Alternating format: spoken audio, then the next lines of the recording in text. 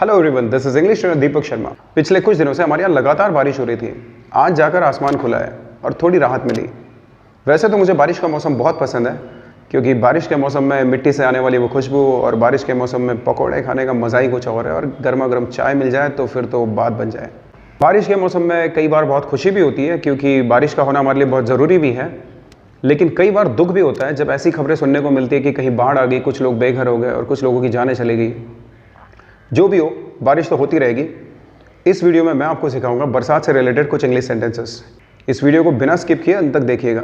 एक एक सेंटेंस में आप कुछ ना कुछ नया ज़रूर सीखोगे। तो आइए शुरू करते हैं। आज मौसम कैसा है, इसे इंग्लिश में आप कहोगे how is the weather today. आज बहुत ही उमस है, इसे आप कहोगे इट्स ह्यूमिड टुडे। या फिर आप कह सकते हो इट्स सल्ट्री। आसमान में काले बादल छा रहे हैं। Rain clouds are massing in the sky. Massing का मीनिंग होता है इकट्ठा होना। या फिर आप कह सकते हो the sky is overcast today. लगता है बारिश होगी। इसे इंग्लिश में आप कहोगे इट लुक्स लाइक रेन। मेरे हाथ पर एक पानी की बूंद गिरी। I felt a drop of rain on my hand. Drop of rain का मीनिंग होता है बारिश की बूंद। बारिश होने की संभावना है। It's likely to rain. बादल गरज रहे हैं। Clouds are thundering. बाहर बिजलियां चमक रही है। It's lightning outside. जिस वक्त बिजलियां चमक रही है उस वक्त तुमने सुरक्षित जगह पर रहना चाहिए। You should stay at safe places during lightning. बाहर मत जाओ, तुम पर बिजली गिर जाएगी। Don't go outside, lightning will strike you. इसे आप ऐसे भी कह सकते हो don't go outside, lightning will hit on you. बहुत तेज हवाएं चल रही है। Strong winds are blowing. तेज हवाएं तूफान का संकेत है। Strong winds are the signal of thunderstorm. बाहर तूफान आ रहा है। The storm is raising outside. यहां स्टॉर्म का मीनिंग होता है तूफान। मुझे लगता है कि बारिश शुरू होने से पहले मैंने निकल जाना चाहिए। I think I should leave before it starts raining. साथ में छाता या रेनकोट लेकर जाओ। टेक एन अम्ब्रेला और रेनकोट विथ यू। बाहर बारिश हो रही है। It's raining outside. और हल्की बारिश हो रही है, इसे आप कह सकते हो इट्स ड्रिजलिंग। या फिर आप कह सकते हो इट्स रेनिंग लाइटली। या फिर आप कह सकते हो इट्स रेनिंग स्लाइटली। और अगर आप कहना चाहते हो कि बहुत तेज बारिश हो रही है, तब आप कह सकते हो इट्स पोरिंग। पोरिंग का वैसे तो मीनिंग होता है उंडेलना, लेकिन यहां इसका मीनिंग होता है कि बहुत तेज बारिश हो रही है। इसे आप इस तरह भी कह सकते हो इट्स पोरिंग डाउन। या फिर आप कह सकते हो इट्स रेनिंग हेविली। या फिर आप कह सकते हो it's raining cats and dogs. जैसे हिंदी में हम कहते हैं कुत्ते जैसी बारिश हो रही है।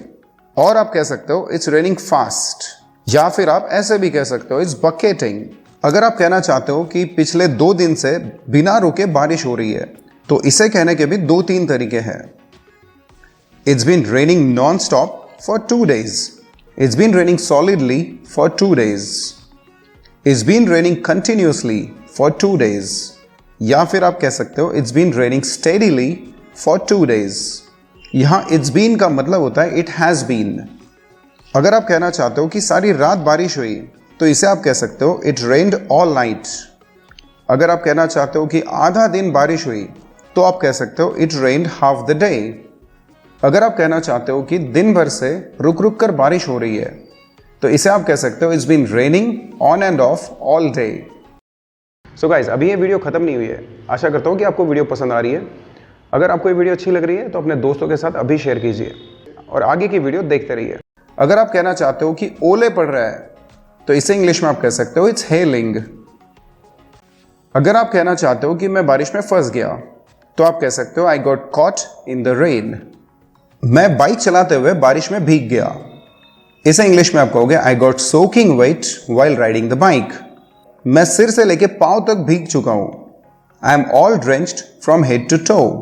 इसे आप ऐसे भी कह सकते हो आई एम ऑल सोक्ड। मेरे कपड़ों पर कीचड़ उछल गया। इसे कह सकते हो mud got spattered on my clothes. मेरे कपड़े गीले और गंदे हो चुके हैं।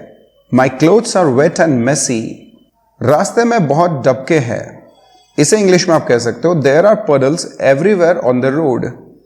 गड्ढों को इंग्लिश में पॉट होल्स कहते हैं, और जब उनमें पानी भर जाए तो उन्हें पडल्स कहते हैं। अगर आप कहना चाहते हो कि गड्ढों में मैला पानी भरा हुआ है तो इसे इंग्लिश में आप कहोगे the potholes are filled with muddy water. अगर आप कहना चाहते हो कि सड़कों पे पानी भरा हुआ है तो इसे आप कह सकते हो the roads are waterlogged, या फिर आप कह सकते हो द रोड्स आर फ्लडेड। हर जगह कीचड़ है, देयर इज मड एवरीवेयर। बारिश की वजह से सड़कों पे फिसलन है, streets are slithery because of rain.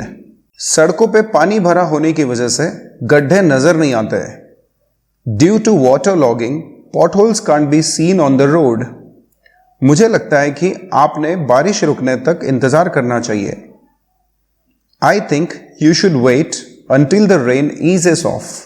बारिश कम हो रही है, the rain has started easing off. जल्द ही बारिश रुक जाएगी, it will stop raining soon. बारिश रुक चुकी है, द रेन हैज स्टॉप्ड। या फिर आप कह सकते हो इट हैज स्टॉप्ड रेनिंग। जाओ और अपने कपड़े बदल लो वरना तुम बीमार पड़ जाओगे। Go and change your clothes else you will fall sick. मुझे बारिश के दिन बिल्कुल पसंद नहीं है। I don't like rainy days at all. मुझे बारिश में बाहर जाना पसंद नहीं है। I don't like to go out in rain. बारिश के बाद आने वाली मिट्टी की खुशबू मुझे बहुत पसंद है।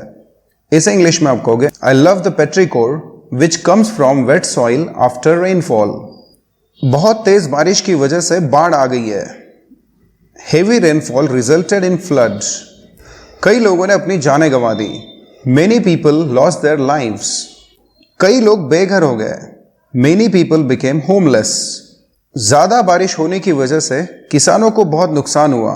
Farmers faced heavy losses due to high rainfall. अगर आप कहना चाहते हो कि कम बारिश होने की वजह से किसानों को नुकसान हुआ तो आप कह सकते हो farmers faced heavy losses due to low rainfall. और अगर आप कहना चाहते हो कि अनियमित बारिश की वजह से किसानों को नुकसान भुगतना पड़ा तो आप कह सकते हो farmers faced heavy losses due to untimely rainfall. So guys, ये थे बारिश से रिलेटेड कुछ इंग्लिश सेंटेंसेस। वैसे तो मैं जानता हूँ कि वीडियो काफ़ी लेट हो गई, लेकिन बारिश अभी भी होगी और आपको ये सेंटेंस इस्तेमाल करने के मौके मिलते रहेंगे। अगर आपको ये वीडियो अच्छी लगी तो अपने दोस्तों के साथ जरूर शेयर कीजिए। अगली वीडियो में मिलता है। Thank you very much for watching. Bye for now.